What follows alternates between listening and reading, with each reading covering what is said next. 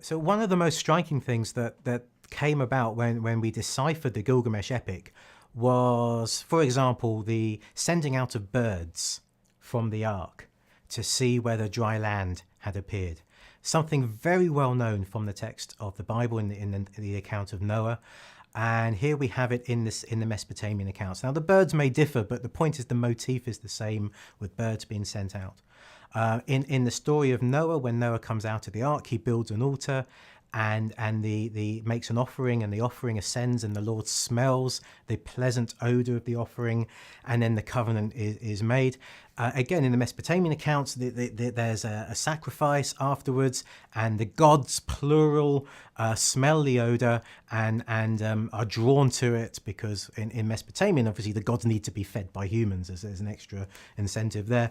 And so there are clear points in the narrative, clear motifs, which are common to both the biblical narratives and the Mesopotamian narratives. Now, you can take this two ways. You can either say, well, this proves that the biblical narrative is not unique, which is true. The biblical narrative clearly is not unique in every way. But at the same time, what it does do is prove the authenticity of the biblical narrative.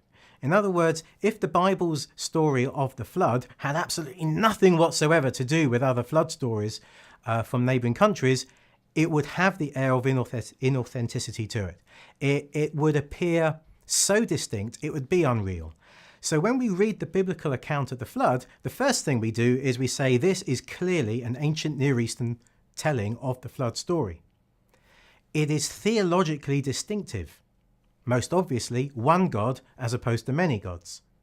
So the Jewish telling of the story, the ancient Israelite telling of the story, is clearly monotheistic and not polytheistic. So we can see clear theological distinctions all the way through, but it still is authentic as literature.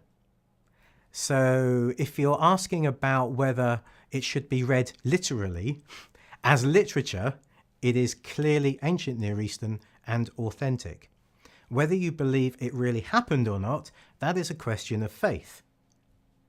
But from a scholarly perspective, you cannot dismiss the biblical account. It takes its place rightly among all the other neighbouring accounts from antiquity.